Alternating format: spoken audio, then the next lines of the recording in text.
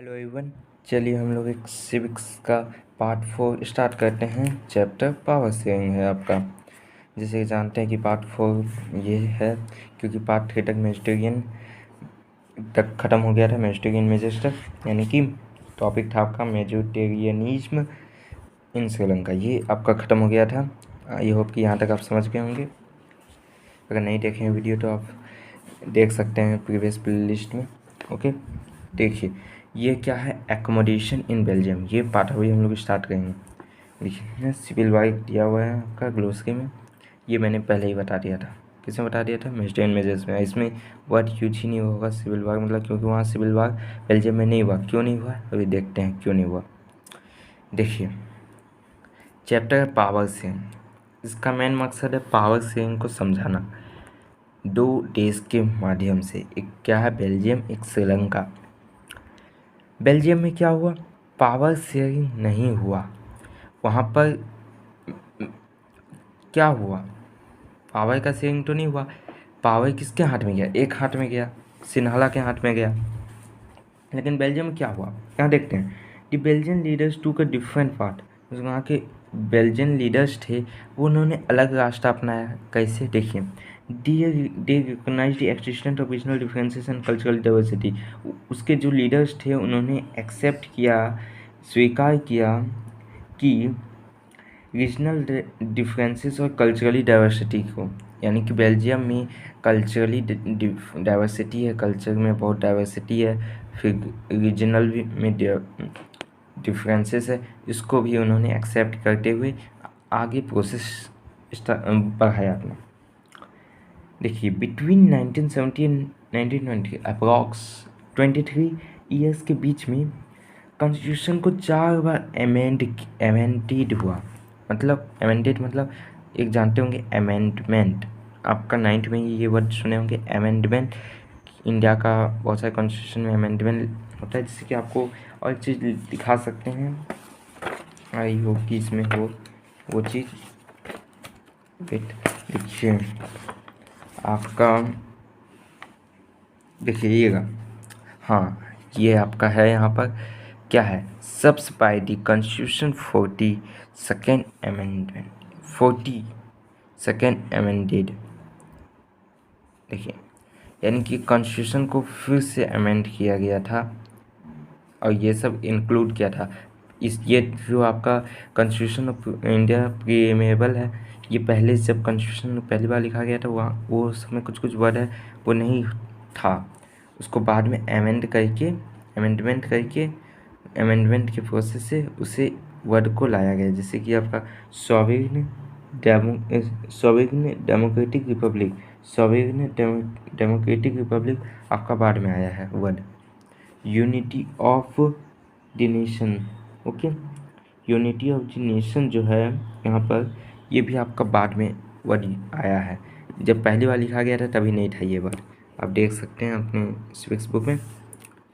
Okay okay, आपका objective में ये क्वेश्चन आता है कि बेल्जियम में जो कॉन्स्टिट्यूशन था उसको कितने बार अमेंड किया गया है। How many times constitution of Belgium will be नहीं वाज अमेंडेड।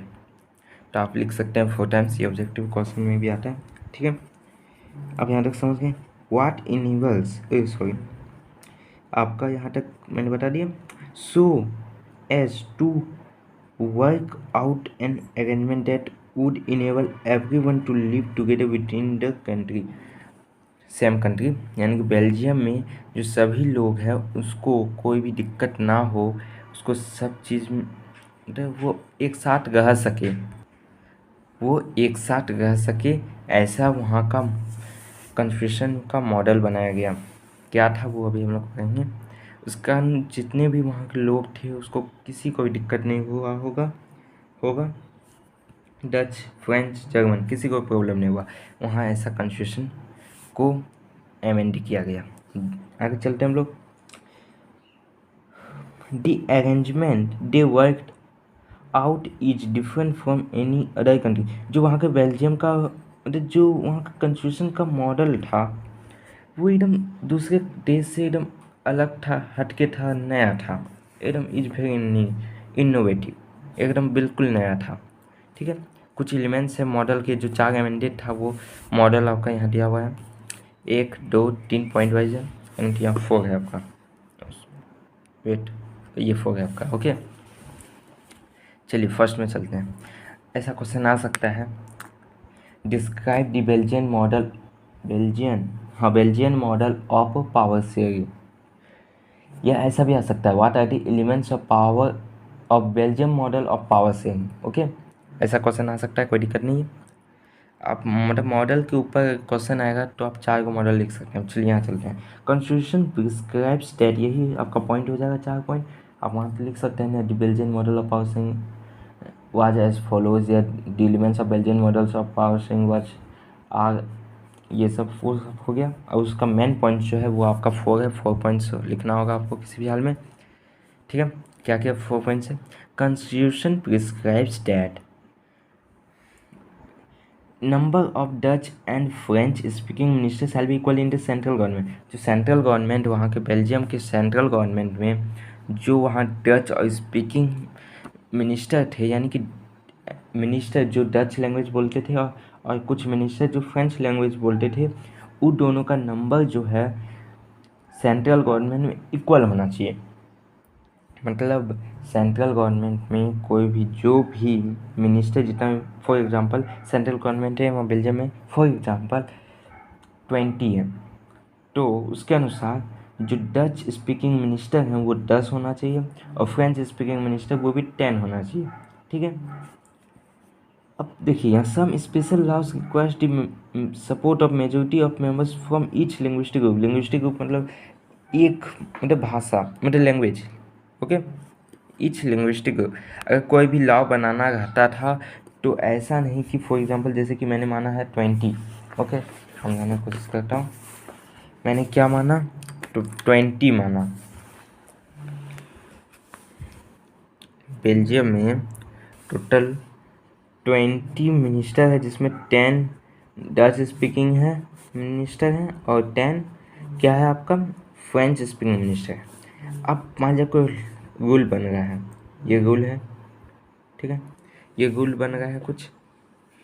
अब क्या होगा, इसके लिए वोटिंग होगा।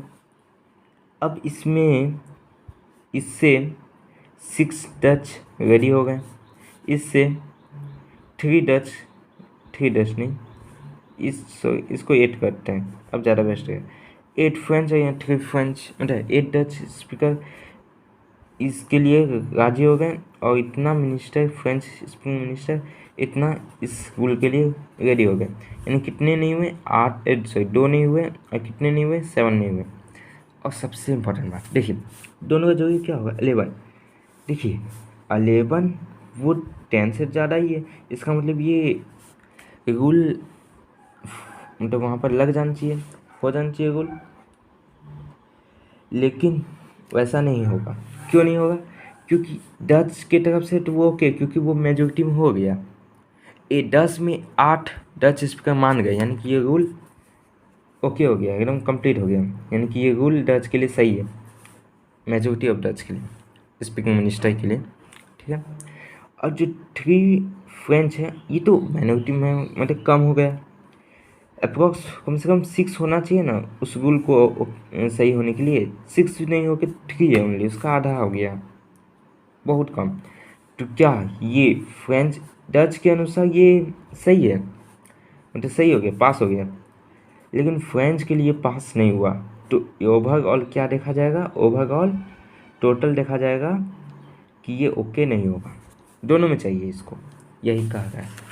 Okay, some special laws require the majority support of majority of members from each linguistic group to no single community can make decisions unilaterally.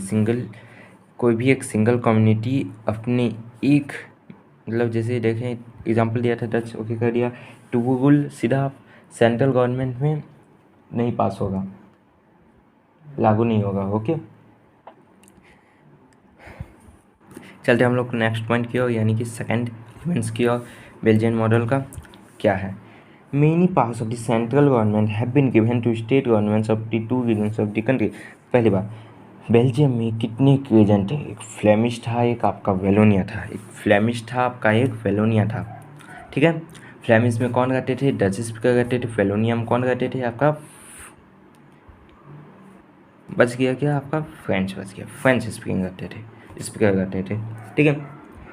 यह क्या कर रहा है? कुछ जो पावर थे, मेनी पावर्स, कुछ पावर यानी बहुत सारे पावर सेंट्रल गवर्नमेंट से लेकर उसको स्टेट गवर्नमेंट को दे दिया गया। यानी बहुत सारे सेंट्रल गवर्नमेंट का जो पावर था, कुछ पावर क्या किया गया? स्टेट गवर्नमेंट को दे दिया गया, ताकि सब ये अच्छे से काम कर सके। ठीक है। और एक चीज, the state government are not subordinate to the central government, यानी कि स्टेट गवर्नमेंट है वो कुछ भी रूल लागू करेगा तो वो अपना कर सकता है। सेंट्रल गवर्नमेंट में उसके बीच में कोई वो जो रूल लगा रहा है उसके ऊपर कोई हस्ताक्षर नहीं कर सकता। हाँ, भले कुछ गलत काम होगा तब वो कर सकता है, कुछ गलत रूल निकाल दिया, लेकिन ऐसे नहीं होगा।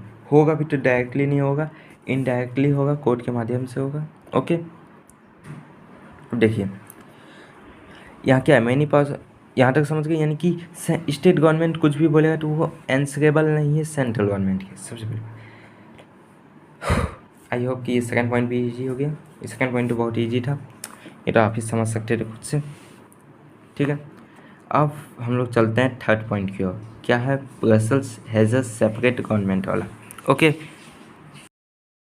देखिए थर्ड एलिमेंट है आपका, Brussels has a separate government. Brussels has a separate, आप यहाँ समझ गए होंगे, यानी कि ये एक सेपरेट गवर्नमेंट है।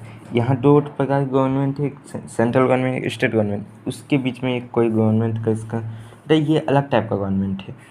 In which the both the communities have equal representation. जैसे सेंट्रल गवर्नमेंट में Dutch and French speaking ministers equal थे, उसी तरह यहाँ सेपरेट गवर्नमेंट जो ब्रसल में था वो भी इक्वल थे उसके कम्युनिटीज़ के members. And the French speaking people accepted equal representation in Brussels because the Dutch speaking community has accepted equal representation in the central government। ये इंपॉर्टेंट बात है। देखिए आपका टोटल बेल्जियम में आपका मेजोरिटी में थे आपका डच, लेकिन क्या हुआ, सेंट्रल गवर्नमेंट में डच लोगों ने इक्वल रिप्रेजेंटेशन को मान लिया, लेकिन क्या हुआ ब्रसल में फ्रेंच ने मान लिया। इससे क्या हुआ, अगर पूरे देश में डच ने माना है तो कैपिटल में फ्रेंच को मानना ही चाहिए। सही है कि नहीं? ऐसे हुआ भी वहाँ। क्या हुआ, फ्रेंच स्पीकिंग माइनॉरिटी पर इक्वल रिप्रेजेंटेशन को एक्सेप्ट किया, क्योंकि डच स्पीकर ने पूरे देश में, यानी कि पूरे देश के जो सेंट्रल गवर्नमेंट जो पूरे देश पर लागू होता है वो गवर्नमेंट, उस गवर्नमेंट में डच स्पीकर ने एक्सेप्ट किया था इक्वल रिप्रेजेंटेशन को। समझ गए?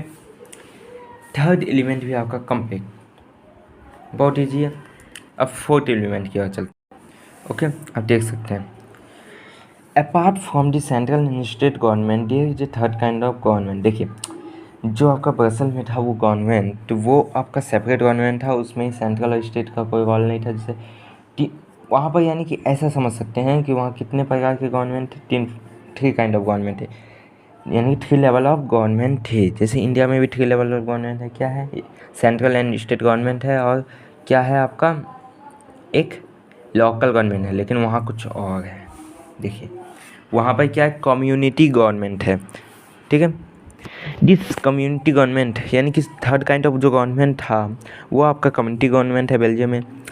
ईच इलेक्ट यानी कम्युनिटी गवर्नमेंट के जो वहाँ के मिनिस्टर जो इलेक्ट होंगे वो कैसे होंगे, पीपल के द्वारा होते ही है, क्योंकि वहाँ डेमोक्रेसी है। Belonging to one language community, यानी कि जो कम्युनिटी गवर्नमेंट मान जाए उस कम्युनिटी गवर्नमेंट, सबसे पहली बात कम्युनिटी गवर्नमेंट, नाम से ही पता चल रहा है जो गवर्नमेंट है वो कम्युनिटी से रिलेटेड है। ठीक है,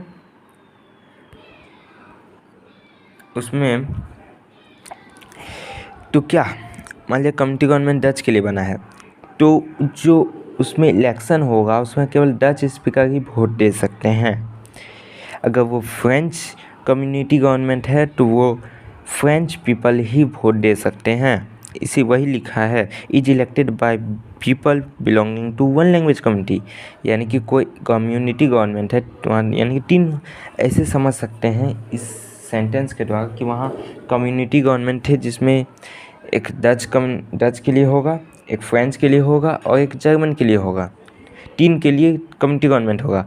और जो तीनों के लिए कम्युनिटी गवर्नमेंट है, वो तीनों जिस लैंग्वेज की बेसिस पर है कम्युनिटी गवर्नमेंट, उसके द्वारा इलेक्ट होगा, उसके पीपल के द्वारा जो वो भाषा बोलते हैं। और एक चीज़ लिखा, no matter where they live, कोई मतलब नहीं है वो वेलोनिया में रहते हैं, फ्लेमिश में रहते हैं, या ब्रसल में रहते हैं, या कहीं भी रहते हैं, उसका बस लैंग्वेज सेम होना चाहिए। समझ गए? This government has power regarding, देखिए वहाँ 3 गवर्नमेंट का जो पावर था, जैसे आप आगे चल अभी पढ़ेंगे नेक्स्ट चैप्टर में, union list, state list, concurrent list, उसमें आप देखेंगे क्या क्या पावर यूनियन गवर्नमेंट के पास है, क्या क्या पावर सेंट्रल मतलब स्टेट गवर्नमेंट के पास है। वही यहाँ पर है। वहाँ बेल्जियम में क्या है, कम्युनिटी गवर्नमेंट के पास मात्र 3 पावर है। क्या क्या? एक पावर है कल्चरल, कुछ भी अगर उसका अपने कल्चर को लेकर कुछ भी डिसीजन, अगर इनके ऐसे समझ सकते हैं, बेल्जियम में अगर कल्चर को लेकर कुछ भी डिसीजन लिया जाएगा तो वो कम्युनिटी गवर्नमेंट का होगा। अगर एजुकेशन के लिए लिया जाएगा, कैसे एजुकेशन होना चाहिए, क्या होना चाहिए, क्या नहीं होना चाहिए एजुकेशन में, तो वो किसके हाथ में है पावर, वो कम्युनिटी गवर्नमेंट के हाथ में। और एक लैंग्वेज रिलेटेड इशू, क्योंकि ये टोटल जो कम्युनिटी गवर्नमेंट इलेक्शन होगा वो सब लैंग्वेज कम्युनिटी के बेसिस पर होगा, लिंग्विस्टिक ग्रुप्स के बेसिस पर होगा, इसलिए वहाँ लैंग्वेज रिलेटेड इश्यू तो होगा ही कम्युनिटी गवर्नमेंट के पास पावर कि लैंग्वेज को वो कुछ इनकी लैंग्वेज इशू को वो सही कर सकता है। कुछ इशू हो गया वहाँ, कुछ दिक्कत हो गई लैंग्वेज को लेकर, तो वो सही कर सकते हैं। ओके, यहाँ तक समझ गए होंगे आई होप। देख सकते हैं एक क्वेश्चन इसमें बनेगा, मैं दिखाता हूँ, जैसे कि मैं हमेशा दिखाता हूँ कि मैंने नोट्स लिखा हूँ, थोड़ा सा राइटिंग में गौर ना करें। Describe the Belgian model power sink, जो मैंने अभी 4 पॉइंट बताया वो टोटल यहाँ पर लिख दिया हूँ मैं, इसमें आपको कोई दिक्कत नहीं होगी। ओके, देख सकते हैं ये एलिमेंट्स हो गया आपका। अब क्या है, एक जो मैं क्वेश्चन अभी बोलने वाला था, व्हाट आर दी 3 फीचर्स, 3 लिख दिया ना, यहाँ सिंपली लिखना चाहिए था कि व्हाट आर दी नहीं, सही किया हूँ मैं, ठीक है सही किया हूँ। एक पॉइंट मैंने ही छोड़ दिया था ये, क्योंकि बहुत पहले मैंने